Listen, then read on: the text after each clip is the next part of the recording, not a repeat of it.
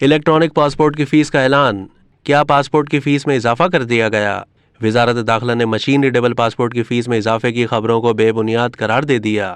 اسلام آباد سے جاری وضاحتی بیان میں ترجمان وزارت داخلہ نے کہا ہے کہ مشین ریڈیبل پاسپورٹ فیس میں اضافے کی خبریں بے بنیاد ہیں۔ انہوں نے کہا ہے کہ مشین ریڈیبل پاسپورٹ کی فیسوں میں کوئی اضافہ نہیں کیا گیا، جبکہ حکومت نے شہریوں کے لیے ای پاسپورٹ جاری کرنے کی منظوری دی ہے۔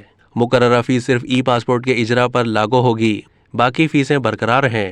دوسری جانب وزارت داخلہ نے الیکٹرانک پاسپورٹ یعنی ای پاسپورٹ کی فیس کا اعلان کر دیا۔ اعلامیہ کے مطابق ای پاسپورٹ صرف دارالحکومت اسلام آباد سے جاری کیے جائیں گے۔ 5 سالہ میعاد کے 36 صفحات کے ای پاسپورٹ کی فیس 9,000 روپے، جبکہ ارجنٹ پاسپورٹ کی فیس 15,000 روپے ہوگی۔ اعلامیہ کے مطابق 10 سالہ میعاد کے 36 صفحات والے عام ای پاسپورٹ کی فیس 13,500 روپے اور ارجنٹ پاسپورٹ کی فیس 22,500 روپے ہوگی۔ 72 صفحات کے عام ای پاسپورٹ کی فیس 24,750 روپے اور ارجنٹ پاسپورٹ کی فیس 40,500 روپے ہوگی۔ اب تک کے لیے اتنا ہی۔ مزید معلومات کے لیے ڈیلی جنگ کے یوٹیوب چینل کو سبسکرائب کیجیے۔